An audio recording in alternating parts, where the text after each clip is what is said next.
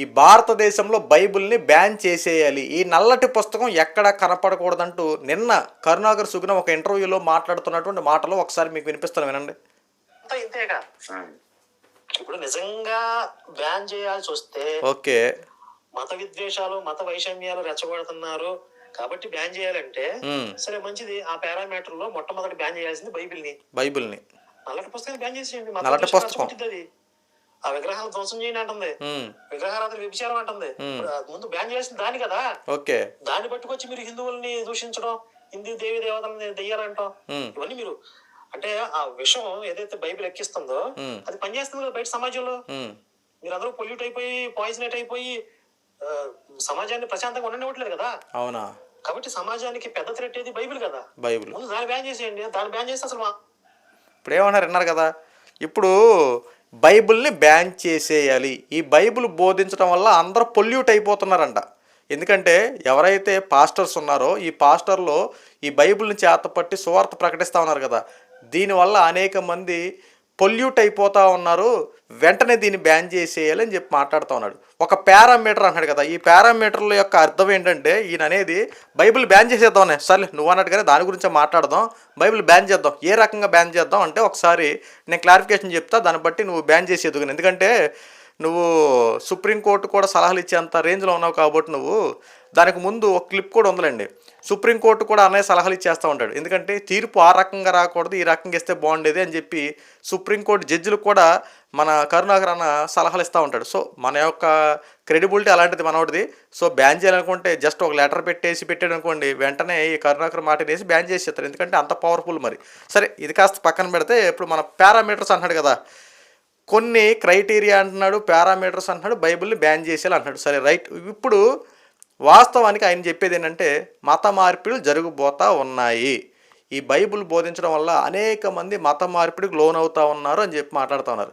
సరే రాజ్యాంగం ఏం చెప్పిందన్నా, ఒకసారి రాజ్యాంగాన్ని కూడా మార్చేస్తామేమో త్వరలో, దానికన్నా ముందు ప్రజలకు ఒక మాట తెలియబడదాం అనుకున్నాను. మళ్ళీ రేపు పొద్దున్న మార్చేసామంటే మళ్ళీ ఈ మాట ఎక్కడుందని చెప్పి మళ్ళీ నా మీద ఫైట్ చేస్తామేమో నువ్వు. రాజ్యాంగంలో ఒక మాట ఉంది, అదేంటంటే ఆర్టికల్, నీకు ఆల్రెడీ ముందు వీడియోలో ఒకసారి చూస్తే దాంట్లో చెప్పాను. ఆర్టికల్స్లోకి వెళ్తే దాంట్లో మత స్వాతంత్ర్యపు హక్కు అని ఒకటి ఉంటుంది. ఎవరికి నచ్చిన మతాన్ని వాళ్ళు స్వీకరించవచ్చు, ఎవరికి నచ్చిన మతాన్ని వాళ్ళు ప్రచారం చేసుకోవచ్చు. ఒకవేళ వాళ్ళు ప్రచారం చేసుకునేటప్పుడు ఎవరైనా ఆటంకం కలిగిస్తే వాళ్ళు శిక్షార్హులు అని చెప్పి చాలా క్లారిటీగా దాంట్లో పొందుపరిచారు కదా. సరే రైట్. ఇప్పుడు నీ మతాన్ని నువ్వు ప్రచారం చేస్తూ ఉన్నావు, దాన్ని ఆ నలుదిక్కులు వ్యాప్తి చెందేలా చేస్తూ ఉన్నావు, అనేక మందిని నువ్వు కూడా మారుస్తున్నావు కదా. సరే మరి నీ ఉద్దేశంకి వస్తే ఇలా ఉంది, ఇటు క్రైస్తవ్యాన్ని పట్ల నువ్వేమంటున్నావు, ఇప్పుడు బ్యాన్ చేసేయాలి, ఈ బైబిల్ని బ్యాన్ చేసేయాలి అని చెప్పి మాట్లాడుతున్నావు కదా.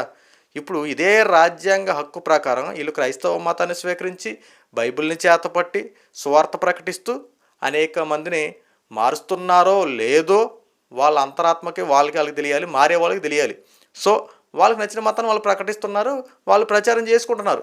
మరి ఏ రకంగా అంటే నువ్వు ప్రచారం చేస్తానంటే భక్తి ఇవన్నీ నిజమైనవి, వీళ్ళు చేసేదంతా నల్ల పుస్తకం ఇదా? సరే ఒకసారి మత మార్పిడి అంటే నీ దృష్టిలో ఏంటన్నా అసలు? నువ్వు అనుకుంటున్నావు కదా మత మార్పిడి అంటే అసలు ఏంటి?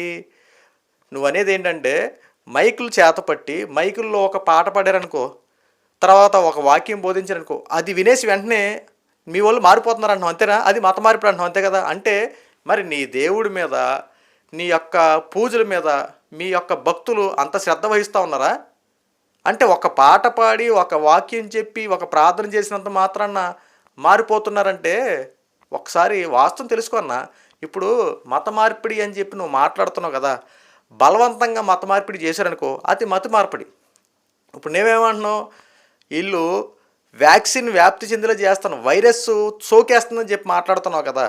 ఒక పాట పాడతాడండి, ఒక వాక్యం బోధిస్తాడు, ఒక ప్రార్థన చేస్తాడు, ఇదేగా క్రైస్తవులు జరిగేది. ఇప్పుడు ఇది ఆ నోట ఈ నోట చెవులు ఇప్పుడు మైక్ పెట్టుకుని నేను ఇప్పుడు మాట్లాడుతున్నానండి, ఈ మాటల్లో రికార్డింగ్ అవ్వబట్టే నీకు వినపడుతున్నాయి. ఇది రికార్డింగ్ అవ్వలేదనుకో నా పెదాలు మెదులుతాయి తప్ప నా వాయిస్ రాదు కదా. ఇప్పుడు నువ్వు కూడా అదే, నీకు జస్ట్ అది క్రైస్తవ్యం ఉన్నట్టు అలా చూసుకుంటూ వదిలేసావు అనుకో, అంతవరకు ఉంటుంది. ఈ మాటలని మనసులోకి పెట్టుకున్నావు అనుకో, ఓహో ఈ దేవుడు ఏంటి, ఈ దేవుడు ఏం చేస్తాడు, ఈ దేవుని గొప్పతనం ఏంటని చెప్పి ఎవరికి నచ్చినటువంటి వాళ్ళకి ఒక హృదయం ఉంటుంది. ఆ హృదయంలో వాళ్ళకి నచ్చిన దేవుణ్ణి వాళ్ళు స్వీకరిస్తారు. అది వాళ్ళ స్వేచ్ఛ హక్కు అది. వాళ్ళకి నచ్చిన మతాన్ని వాళ్ళు స్వీకరిస్తారు. నీకు అర్థమైందా? ఇక్కడ బలవంతంగా నువ్వు రా లాక్కొచ్చేసి ఇక్కడ కూర్చోపెట్టి, ఇదిగో నువ్వు గనక ఇక్కడ ఈ యొక్క కుండీలో కనుక డబ్బులు అయిపోతే నీకు దోషాలు పోవు, దీంట్లో 20,000 కొట్టు, వెంటనే ఈ రంగురాయి ధరించు, నీ మెలలో ఈ పసుపు తాడు వేసుకో, లేదంటే ఈ చేతికి ఇది తాయెత్తు కట్టుకో, లేదంటే నీ దోషాలు పోవు అని చెప్పి ఇలాగ బెదిరించి చేయట్లేదన్నా. ఒక్కసారి వాస్తవాలు తెలుసుకో.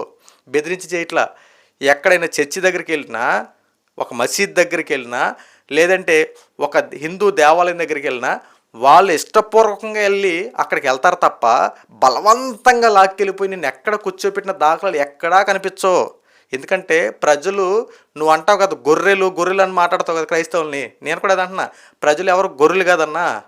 ప్రజలు మంచి తెలివితేటలు ఉన్నవాళ్ళు. ఎక్కడ ఏ సందర్భంలో ఎలా ఉండాలో, ఎలాంటి తరుణంలో ఎలా మాట్లాడాలో, ఎక్కడ ఎలా బిహేవియర్తో ఉండాలో చాలా క్లారిటీగా ఉంటారన్నా. నువ్వు అనుకుంటున్నావు కదా ఈ రోజున మత మార్పిడి చేసేస్తున్నారని చెప్పి మాట్లాడుతున్నావు కదా. నువ్వు అనుకునే కోణం వేరు, నువ్వు చెప్పాల్సిన విధానం వేరు. క్రైస్తవ్యాన్ని బురద జల్లాలి కాబట్టి, క్రైస్తవ్యం మీద ఏదో ఒక నెపంతో మాట్లాడాలి కాబట్టి ఈ రకమైన మాటలు మాట్లాడతావు అంతే. బ్యాన్ చేసేయాలని చెప్పి మాట్లాడుతూ ఉన్నావు. బ్యాన్ చేయడానికి నీ చేతిలో పుస్తకం అది, నువ్వు ముద్రించినటువంటి పుస్తకమా? అచ్చు యంత్రం కనిపెట్టిన తర్వాత మొట్టమొదటి ముద్రీకరణ అయినటువంటి తొలి పుస్తకం ఈ బైబిల్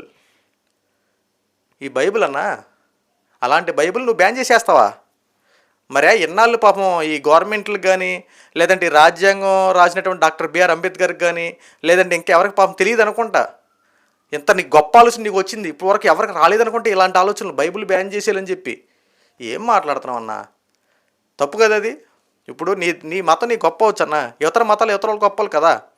ఏది పడితే అది మాట్లాడటం వల్ల మన మాటకి ఒక రోజు సమాధానం చెప్పుకోవాలి.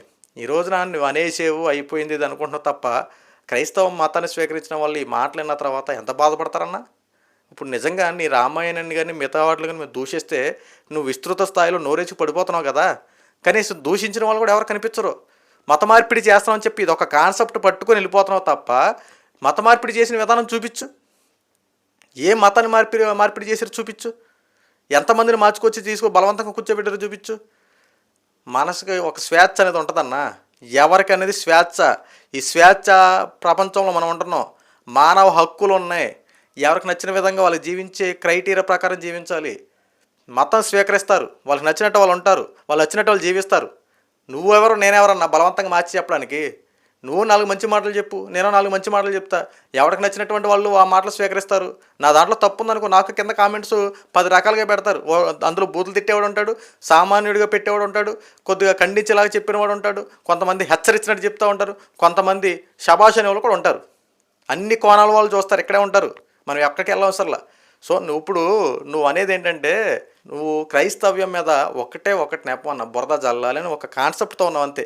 సో దీంట్లో నువ్వు రకరకాల మాటలు ఎత్తుక్కుని రకరకాలుగా మాట్లాడినా సరే నువ్వు క్రైస్తవ్యాన్ని అంతం చేయలేవు.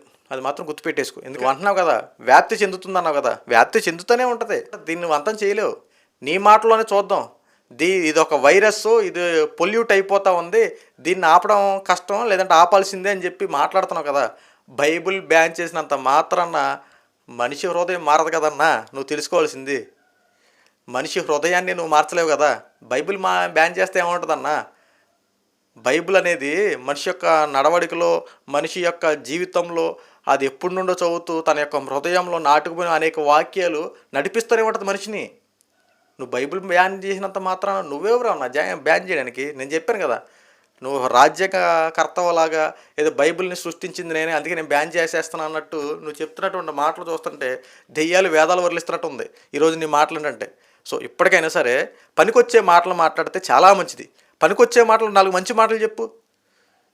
పనికొచ్చే మాటలు 4 ఉపయోగపడే మాటలు చెప్పు. నీ మాటలు విని అనేక మందికి ఒక మార్గదర్శకం చూపించు.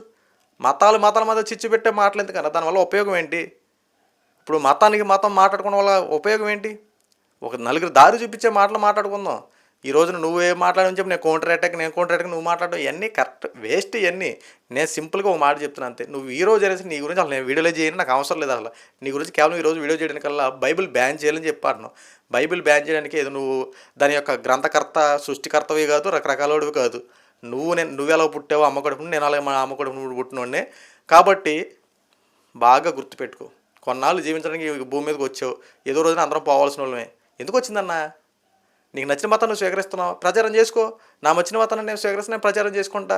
లేనిపోయిన వాటిలో తలదోచడం వల్ల రేపొద్దున అవే మనకు నెత్తి మీదకి పెద్ద పెనుముప్పులా మారతాయి. సో ఇప్పటికైనా సరే వాస్తవాలు తెలుసుకుందాం. బైబిల్ బ్యాన్ చేయడాలు, బైబిల్ తీసి పక్కన పడేయడాలు, ఇలాంటి పనికిమాలిన మాటలు, ఉపయోగం లేని మాటలు మనం పక్కన పెడదాం. ఎవరికి నచ్చిన మతాన్ని వాళ్ళు స్వీకరించండి, ఎవరికి నచ్చిన మార్గంలో వాళ్ళు ఉండండి. అంతే తప్ప బలవంతపు మత మార్పులు ఎక్కడా జరగట్లా. క్రైస్తవ్యంలో అయితే దేవుడు క్లారిటీగా ఒక మాట చెప్పాడు, ప్రచారం చేయండి, నమ్మినవాడు రక్షింపబడతా, నమ్మనివాడు శిక్ష విధింపబడుతుందని చెప్పి క్లారిటీగా ఉంది. సో మన పని మనం చేసుకుంటూ పోదాం. మారేవాడు మారతాడు, మారినవాడు మారినట్టే ఉంటాడు.